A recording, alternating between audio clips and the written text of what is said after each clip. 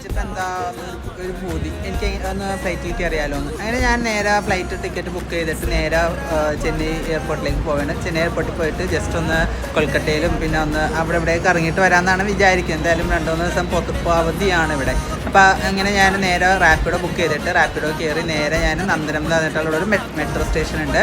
അവിടെ മെട്രോ സ്റ്റേഷനിൽ അവിടെ എത്തിയപ്പോൾ തന്നെ അവിടെ അനൗൺസ് ചെയ്യുന്നുണ്ടായിരുന്നു, അതായത് നമ്മുടെ ചെന്നൈ എയർപോർട്ടിലേക്കുള്ള ട്രെയിൻ വരുന്നുണ്ട്, മീൻസ് മെട്രോ വരുന്നുണ്ട്. അപ്പോൾ അതിൻ്റെ തിരക്കിൽ ഞാൻ നല്ല രീതിക്ക് ഓടി ആകെ വേർത്ത് ആകെ സീനായി നേരെ ഓടിച്ചെന്ന് നേരെ കൗണ്ടറിൽ ചെന്നിട്ട് ഞാൻ ടിക്കറ്റ് എടുത്തു.